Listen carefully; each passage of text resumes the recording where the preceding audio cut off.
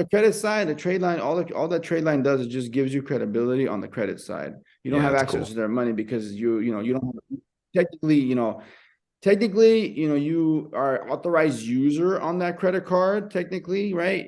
But it's rarely has anybody, go on and call the bank and say, hey, can you send me this credit card because I'm an authorized user? Obviously, at that point, you're just going against the point of the credit card. So it's Yeah. like the trade line is meant for you to not have a debt or like not have extra debt. You don't want debt on your credit. So you want to make sure you keep the debt low, less than, I would say, 8%. It's not, people say 30%, 20%, no, 15%. No, like less than 10%. 8% is usually where the sweet spot is. 6 to Nice. 8%. You want to be in debt just because you want to have that payment flow to happen, but you're not paying extra, and always pay your bills on time, essentially, if you can, by the end of the month. Obviously, if you want to grow your credit, you're just getting started, you may not pay it all at once, but there's no need to. You can grow your credit just paying it all at once. You don't have to pay interest or any of that. So and that's all false, And like, false. do you still buy credit trade lines right now? Like, are you constantly buying new trade lines, or is it just like in the beginning? No. So the trade lines, honestly, it's usually just to get funded. Like that's really what the trade lines are for. And if your credit doesn't have enough credibility, trade lines just Yeah. bring credibility to your actual credit report. Now, lines of credit is access to money that you yourself under your name has access to. It's like having a credit card where it has a 15, 20, $30,000 limit, and you can use it to make money. So you don't have the cash in hand. You can only use it to purchase something, basically, Right, right, right? right. But there's a process that we talk about later in this course that discusses how you can convert that credit line into hard money, right? And Yeah. then you're able to use cash to purchase other things. And but in this case, you're using the credit line just to get yourself, access to this money that you didn't have, and now you Yeah. have access to the money, leverage the money to either grow your business or anything else. What do you think is the best idea? Is to get the funding, but would you also be able to buy a house? And like, would you get approved for a mortgage if you had trade lines and stuff like that? Or is that not a good idea? So, I mean, no, of course. I mean, usually what happens is, like, once you have your credit fixed and you have your trade lines in place, like at that time is the best time to go off and like get that property that you wanted to buy, or that car, right? Let's say you wanted to That's buy a car. that's so crazy to me. That's go get it because you have Yeah. you have the best trade lines. Now, they might be even better than yours, but or yours might be better. Just at the end of the day, like once you finish the funding process, our goal is to hit at least what trade lines you purchase, let's say, or more, right? That Yeah. way you get more credit line, you get more credit availability, and you have more trade lines, more accounts. So essentially, we're definitely gonna have more accounts after funding. We just want to have more like credit availability overall, because you might have three trade lines, but they're 90K, 30, 30, Yeah. 30. Or even when we do funding, you might get 90K with 5 cards or for Wow. whatever, right? Instead of having 3 cards. So the trade lines might be better than your own, what you actually end up with. Wow. It's just a process, because whoever's trade line you purchase just has a better, has those guys have, Better rep, overall better rep than you. better credibility. That's pretty Exactly. So dope. that's why those trade lines cost more. So whenever they talk about trade lines and the cost of trade lines, to me, it's a no-brainer. Like don't even question what it costs. At the end of Yeah. the day, it's like this gives you credibility with the bank to access more money that you didn't have. So whenever you get to the point where you need to get trade lines, or if you have to get trade lines because your credit hasn't been solidified, or you don't have, it's been it's been cleaned because you have a lot of negatives. You need to be able to get those trade lines, and those are no-brainers. It's an investment in yourself, investment in your future, and your ability to get access to more money, and buy that Yeah. house, and buy that car, and buy that whatever you want to buy. So that's your opportunity. If you don't do it, then you don't do the trade lines, and then you might have been wasting your chance or opportunity to get the things that you always wanted. But at the same time, after funding, you're gonna be in the same place that you were when you got your trade lines. It'll just be your own. But Yeah. again, yeah, I would say that's pretty much how the credit system works in that way. Like you have to have trade lines, or you have to have your own credit lines that you have been making payments on, that has credit history, right? Now, if I get your credit cards today or tomorrow, let's say, those cards are brand new. They don't have credit history like the trade line did. Right. So now you're kind of starting from scratch, even though you have 90K. But that's just how it is. But at least you got money now. Yeah, You exactly. know, it's got money, like, to be honest, like at the end of the day, like you didn't have that money, but now you got money, but you don't have the credibility. You might not be able to go buy that, $1 million house right off the bat. Even, you have to have the down, even if you have the down payment, you might get a higher interest for it just Yeah, because your credibility is not the where it could be. But that's the point of this process, right? The whole point of this process is we're building credibility in people and building good futures for them. So in order for them to buy property and buy houses and things like that, and at the same time start growing their own credibility with their own cards, and that will be the biggest flame in their life, because they're going to be able to have credible cards or credible accounts that they themselves built. They don't have to go get an authorized user. An authorized user isn't the same as your primary account. Your primary account are the thresholds of your business, of your personality, who you are. Like if you don't set yourself up, if they take care of your credit and your finances and also your banks, like you don't take care of basically your relationships, you're essentially shooting yourself in the foot. So in any business, in any venture you go to, people that shoot themselves in the foot or like try to like, screw the other person over and things like that. The banks never screw you over. yeah, they gave you money. You need to just pay them back. Banks never screw you over. Banks always keep, follow the rules. It's just the people screw the banks. And when people screw the banks, then they get mad because the banks goes after them and starts charging them. Well, you messed up that relationship. Why should they take care of you again? Right. Yeah. So it's really, if you start looking at life in general, like just life, everything requires relationships, and your ability to cherish those relationships and how you handle those relationships will determine your outcome of where you end up. And that's really, really what it comes down to. Credit report is no different. Your credibility on the financial side is how credible you are. And if you have good lines of credit, like say you have all these mortgages that I have, right? I about 10, 15 mortgages I'm paying every month. So those mortgages get paid. And every bank that gets paid with those mortgages, they kind of like solidify my relationships with those banks. And I'm kind of like, I'm getting like the credibility that I deserve, right? So that's why I'm able to get more money. I can go buy that $1 million house and I'm gonna get approved. I'll get, because the thing is, I've built credibility on all fronts and I've maintained my relationships. The only time you end up in a bad situation is if you don't you get bad partnership or something happens, then you have to like kind of like figure out how to get out of that. But then again, even then you can still make things better if you're able to not file for bankruptcy. If you're able to maintain those relationships, if you're able to settle those relationships and make them so that way you can go and get yourself another car, just like I have. When I went through my ups and downs. Every business entrepreneur has gone through multiple ups and downs. I'm sure people on this call have heard that as well, and I probably have multiple ups and downs. So this is the same scenario, just like life, business. We all go through ups and downs, but we have to be able to bounce back up. And that's where we have that opportunity right now, is that we have this chance to to change our lives, and we're going to do it by changing your credit and building the trade lines that you deserve, getting those trade lines you deserve, and then getting your own credit cards, credit accounts, credit lines that you can start building your own credibility, so you don't have to depend on other people's credit to get your credit up. Just like but then you can, then you have access, then you can go get other people's money, right? OPM, you can go get other people's money after your credit is solidified, because then at that point you don't even need other people. Then at that point you just have your best friend is your bank and your credit union, all the people around you, they become your best friends. So it's really a straightforward system, but I think at the end of the day, I can speak on any level on this. It depends on where we're at, where we're going towards, and how people want to change their life. If they really want to focus on the credit, that's where it starts. But you first have to be educated and understand what it means to to have a good credit score and have good credibility. Yeah. And then what's cool about the program is once these people want a credit line, we're going to go find you the best credit lines, and we'll get you a quote, at the best prices that we possibly can.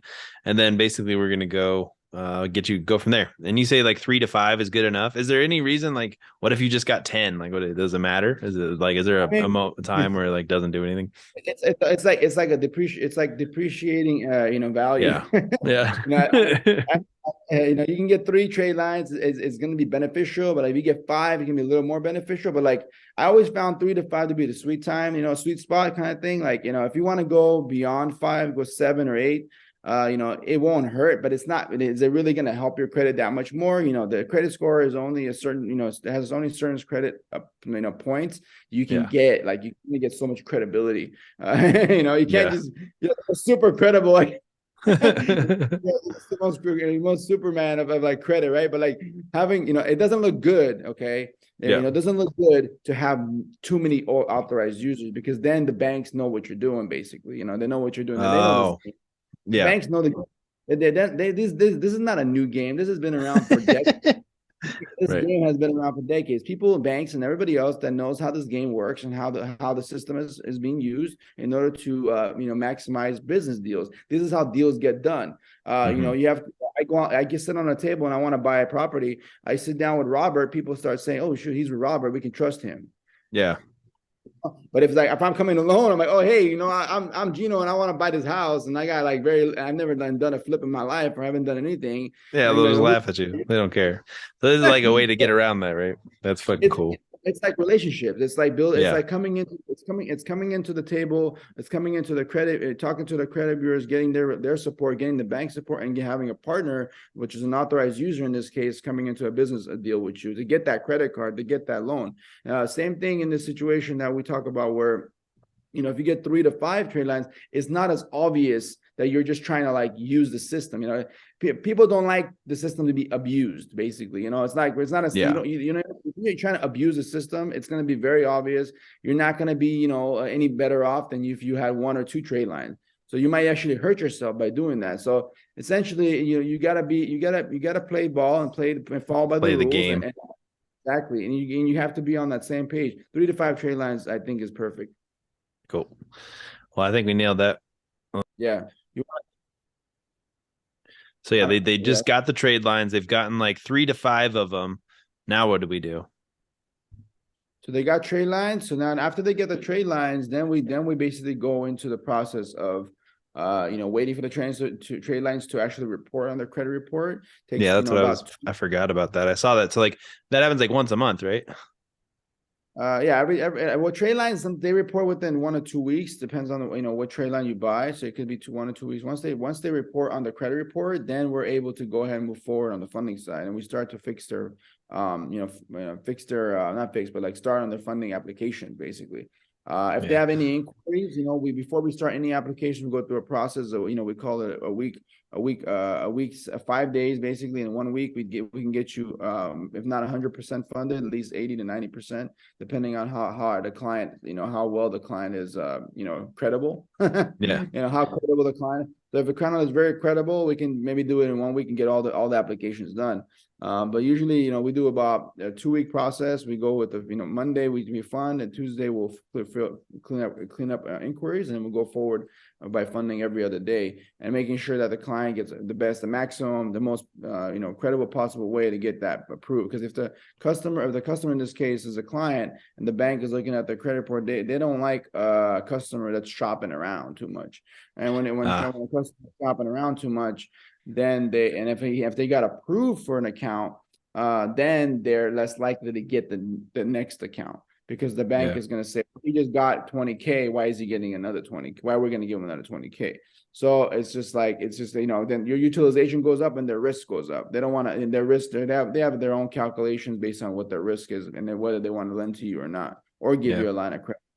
So like depending on your credit, how much money do you think people can like get? Like if let's say they don't have an LLC, right? They're just a regular Joe wanting to get personal like cash. Like we get their credit. Let's just say we get it to like 680, like you said, or like 700 or in that range. Like not like super amazing credit.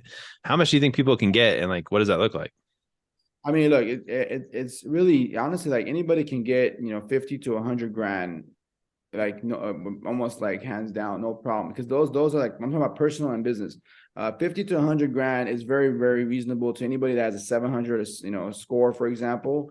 If you're a score above 700, 720, 730, 740, you can be pushing 100 to 200, $200,000 depending on where you are. Scores that are over 800, I've had, where customers get over, 250 to 300 grand. Like I've gotten, myself $350,000 when my score was 810. So Wow. it depends on where you are, but like, I mean, yeah. And the thing is, like, the best part about this program, we're just, we're not asking anything else from anybody. We just want to help them out and get them access as much money as possible. And we're going to shoot for the moon. If we can get you $500,000 or $1 million, if it's even possible, we're going to get you that $1 million, right? Yeah. It's just a matter of what we can do. But like, I think, most clients fall in the range of, I would say 50 to, at the low end, to about 150 at the high end, average, right? Average, how much money you can get access depending on your file. And the more you want, the more credible we can make your file, the more money you can get. And that's why I recommend certain clients are five trade lines, and other clients just 3, just because they don't need it as much. But some accounts they need it a lot more. They don't have that credibility, and even getting 50K or 75K could be kind of a tough moment, but we can get you there. And it's just a matter of like how bad you messed up your credit. It really comes down, or have you had any credit? Have you had any credit? If you had no credit in your life and you're just starting this right now, you have to understand, you need to build that credibility. And yeah, we're going to get you the best trade lines possible. But again, authorized users are not the same as primary accounts. So at the end of the day, that person sitting next to you is going to help you get that card. You might get your $5, $10, $15, $20,000 credit card, but you're not going to get that $40,000, $50,000 credit line, for example. Or you might, get less credit just because it's an authorized user instead of having your own personal account. That's what I was kind of wondering. Like, how does the cash show up? Or is it just going to be like, boom, 100 grand in your bank account? Or is it like you're going to get a credit card? You're going to have a couple credit cards? Is it going to be like we're basically, we work with other banks, right? So we're a third party lender. So we work with other banks. In this case, we get you approved through, through the process of other banks funding your file, and you're going to get the cards directly in the mail. We just go through the process with you. We do the funding with you, So as far as that, after the trade lines, you get into the funding program. We have that people coming in directly straight to the funding program right now. Where it's not just like they don't go through the course, they didn't have to get the credit, they're ready to go. We'll get them in. We may or may not recommend trade lines, and if they don't even need it, we'll just get them funded that week. Starting out, once they pay, boom, we get them in, and then they get themselves, 50 to 100, $150,000 of credit lines that now they have access to, and they come right into their mail. They come right home, and you get in your mail, you get your credit card, boom, and at the end of the day, all we want is like, hey, we took care of you. Just let other people know, word of mouth. Let people know that, at the end of the day, you got what you want, you got money, and then we'll teach you how to use that money. And that's why my credit leverage course that I have that, with Robert, we've been trying to, put that together for everybody to kind of understand what to do with their money, Yeah, exactly. That's the next step. So you're going to get a bunch of credit cards, but there was something that you said that I don't think we mentioned. It's like you apply to do you apply to the lower banks first or the higher banks, or do you just apply for big ass credit cards? Like when you're trying to get like a funding and loans? So usually I try to hit the top, banks like Chase, Bank of America. You got your top tier 1 cards, and you got your, Wells Fargo, your tier 2s, your Citibanks, tier 2s, and these are your tier 2 cards. And you have your credit unions and your third tier 3 cards. You want to hit those as well. So those actually, that's just like the process. You just go from like the pyramid, right? From the top to bottom. Top down. Yeah, you can, you can get the bottom ones pretty easily comparably to the top ones, Yeah. It's like, you don't want to clutter your file too fast. Like if you got a lot of like small accounts, like these small little banks, it doesn't look too good for when you try to come to a Chase bank or a bank, and they're gonna say, well, you got all these other accounts, why are you coming to us?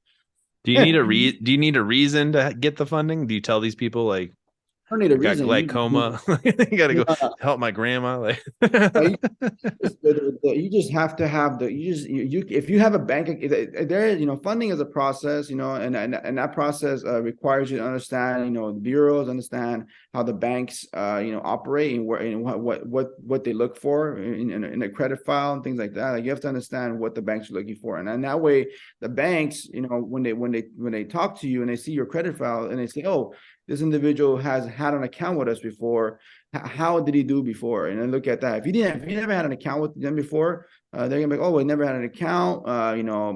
Let's maybe it looks like he has a Chase account, but we're Bank of America. We may offer him a credit card, or maybe a loan, but we might be a little more conservative because you never done business with us before. So Right. you might get, but if you have if you have like multiple cards, if you have one Chase card, for example, there's like a limit of 5 Chase credit cards or accounts you can have, and then it doesn't matter. You get like 2 or 3 $20,000 credit cards with Chase, as long as your credibility is good.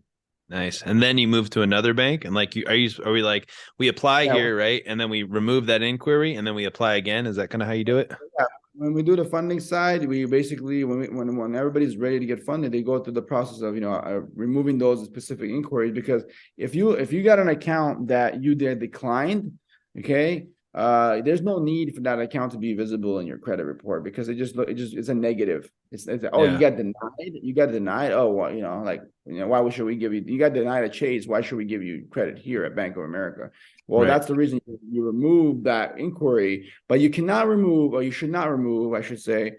You can technically, but you should not do it unless you want to lose that account. Active accounts, okay? Any Right. active credit accounts they all have inquiries, unless it's been a few years, those credit inquiries fall off. But the active Yeah. accounts, really what really affects, you don't want to touch those inquiries, because if you remove an inquiry, you could potentially remove the account, Yeah. or destroy or close the account. Yeah.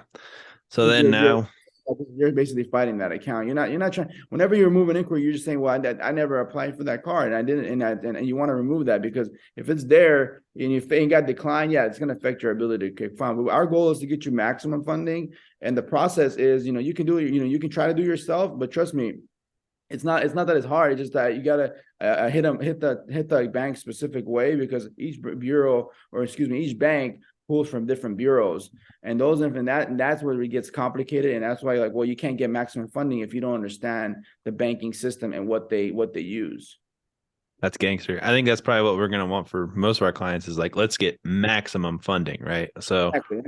That's what we offer here. We have the ability to, once you get your credit fixed and you get your trade lines and you're ready for funding, we will maximize your funding based on the bank rules, like literally what they pull from, what bureau they pull from. And we apply to local banks in your area. If you're in Illinois, Chicago, New York, you get banks that we don't even have here in California, and we can yeah. apply for it, because you know why? You live next to them. So why not apply for banks that are next to you and get you nice lines of credit next door to your house? We have access to all those banks. I know exactly which banks are in your area. I can look them up right now in any bank, and I can see what they pull from. And that information is technically public knowledge. It's not unknown. You just have to like research it, and you have to do the work and get all. And we have a database that we have all that, so we're able to kind of accumulate that and over the years, and we've been able to hold that. And it changes over time. Nothing stays the same.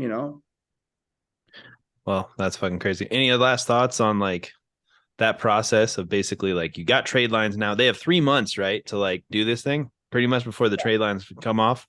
Fall off in 3 months. I say, well, if you got 3 months, if you really wanted to get that car and you can afford it, go get that car. You're more likely to get approved, right? You Yeah. wanted to apply for that house, for example, your credit score is better. It's not going to help your mortgage credit, because if you never had credit, you're still a first time buyer, but Yeah. it will help. You look better, right? You look better when you try to go talk to a bank if you got a better credit score. So, your FICO score, your FICO 8. FICO Yeah. 2 is your mortgage. So whenever you go and you deal with the FICO scores, they're a little different. Each one is different, but you need to, as you raised one, the other ones kind of follow. But everybody has, there's an auto FICO score and there's a mortgage FICO score, right? So Yeah. and they'll grow based on what you buy. If you buy a car and you pay it all off and you did a good job, that your FICO score will go up. You have a mortgage, you pay, and you pay it all off, or you pay, continuously, and you buy multiple mortgages, your FICO score is stronger. So it just depends on what you're buying. But I recommend anybody that once they get their credit fixed, they get their trade lines, they got 3 months to buy what they want, only after they get funded. I only ask that they don't buy anything and start putting inquiries on their credit report until we finish funding. Because if we work so hard to get you to this point, it would be like taking 2 to 3 steps backwards if you went out and applied for a credit card, for example, on your own, or if you went on to do these things on your own, you can screw yourself up. Basically, that's kind of what I was wondering. That's interesting. Yeah, you could be your own enemy in this case by trying to apply to banks and stuff without our help, for example, or following the best method to maximize funding. Now, if you apply for a certain card and you get approved, great, but that may hinder your applications for another card that we wanted to get. So first you do the funding, you maximize the funding, and then you're saying, hey, go buy a car, go buy the house you've always wanted to buy, or whatever. I would say I would recommend waiting for us to find that way it allows us to be in control in some way. Otherwise, if we have no control of what you do, then we can't we can't maximize funding. So we need to have a control. We need to have it's like an experiment, right? We have an experiment. We're taking your experiment file, and now we're using this experiment that has been polished up and cleaned up and ready to go and all ready to show in front of this customer. And you just got so excited you want to buy that car, and boom, you got a credit inquiry in your car now. Like, and I can't remove that car because you got a car and it's recently been inquired. So you just went and got a car. Now the bank's going to see that. They're not going to want to give you as much money. Yeah. So no self-sabotaging, basically. That makes sense. I think that's probably it, right? That was a good one. Yeah, bro.